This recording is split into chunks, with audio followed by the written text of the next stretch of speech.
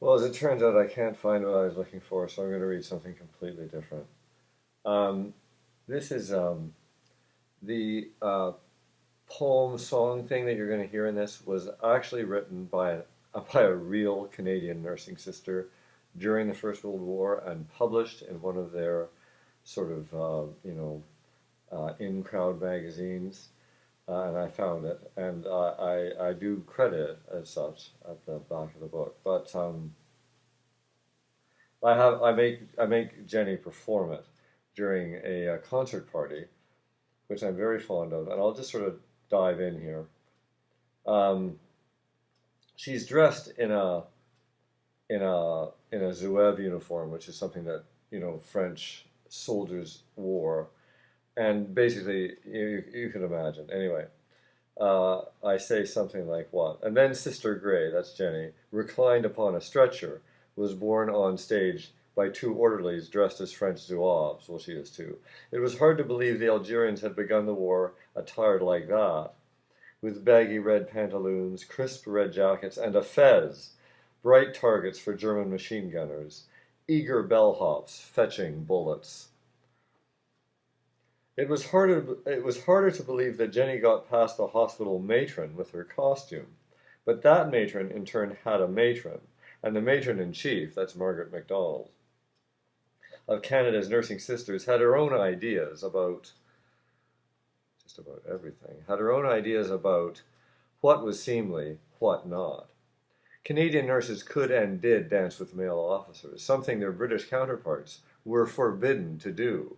I did not make that up. And if Canadian soldiers were performing in drag for their comrades, which they were, why shouldn't they bear a sister on stage dressed as Jenny was that night? She wore with considerably greater aplomb the same suit as her bearers, but had slit the pants up the sides and bound the edges together at intervals with rosettes. She propped her world-weary head with an idle hand, and in draping one scarlet leg with the other, dehissed more female flesh than most men saw in a lifetime of courting. Her free arm held a veil before her chaste face. Was that a corset, barely glimpsed, cinched beneath the jacket? Whatever it was, the boys in the ward took a while to quiet down. A number of them would have developed ailments requiring attention then and there, had not the other sisters in attendance given them a universal shush. When at last they were quiet, Genebeth began. That's her full name, Genebeth.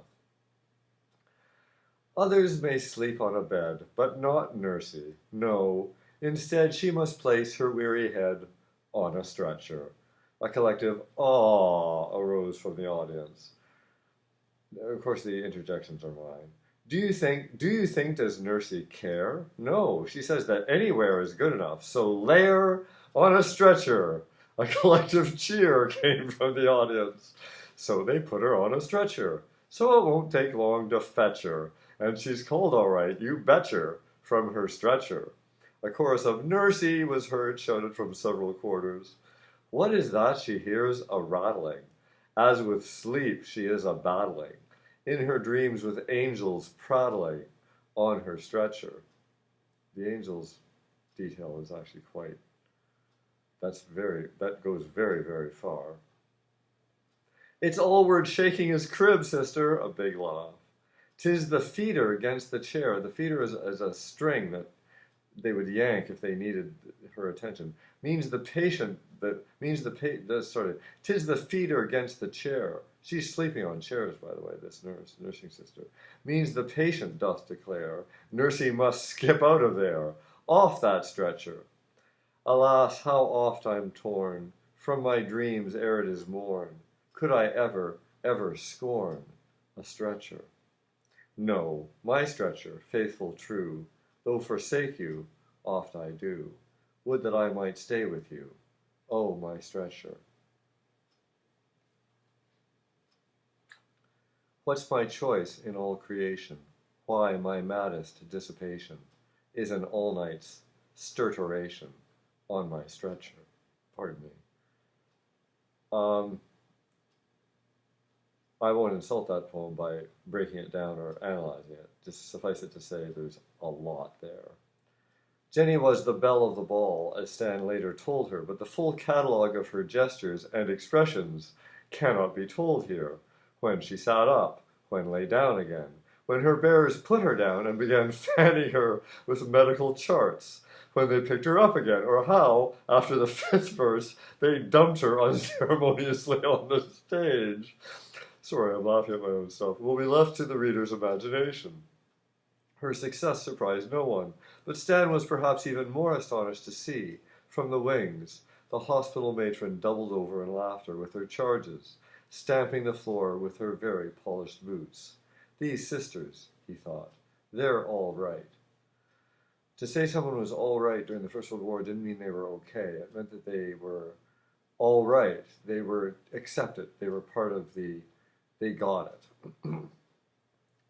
Jenny was succeeded by Ramage and Company's version of Belgium Put the Kibosh on the Kaiser, that's a real song, a skit called Break of Air in the Trenches, or How the Enema Caused a Gas Alarm, that's my invention, a recitation of In Flanders Fields, nothing new there, and lastly, chorus after chorus of Here we are, here we are, here we are again. Lights out, cut the concert short. Thanks for listening to that.